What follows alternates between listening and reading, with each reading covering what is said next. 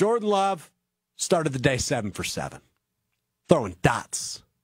As Josh DiMaggio likes to say, pill slings from Jordan Love in OTAs. Now, again, I don't know how much that matters. I don't know that you could put a ton of stock into Jordan Love's OTA performance. But for him to be there is one note. Let's remember, Packers fans, where we were 2, 3, 4 years ago. We were in the midst of like this ongoing, what we all knew would end in a divorce. It's like your parents arguing on Christmas.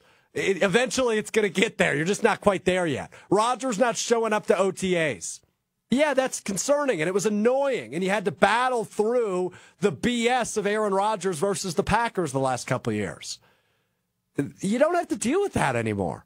Jordan Love is here. He wants to be with his guys. He wants to get better. He wants to have this team in a better position than the divisional round, which they were in a year ago, his first year as the starter. He wants this team to be competing for a Super Bowl come February and wants to be competing for the NFC North throughout the season.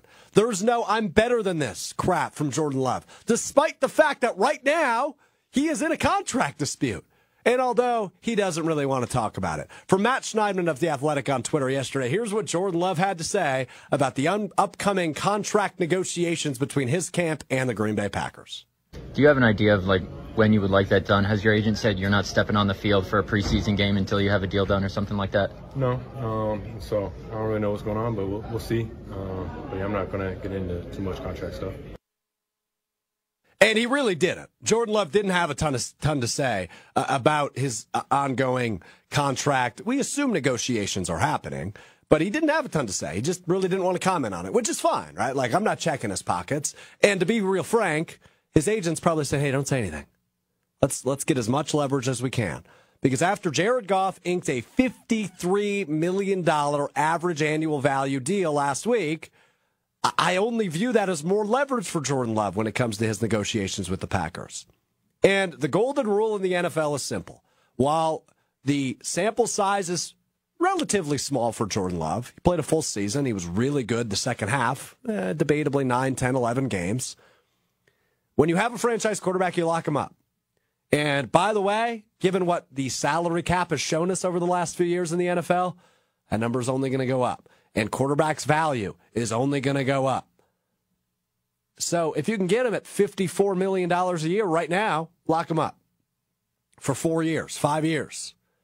And yeah, you're going to have to revisit that the final year. But if he's still making it happen, and if he has won a Super Bowl and an MVP at that point, which, by the way, I think is completely realistic given the trajectory of this Packers offense and a genius play caller in Matt LaFleur, yeah, he's going to be worth whatever the market value is in 3 or 4 years.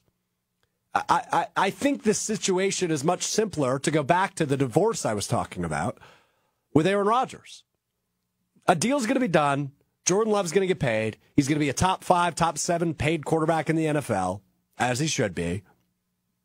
And then come week 1, it's just about ball. And that's how it should be. I'm not freaking out about this.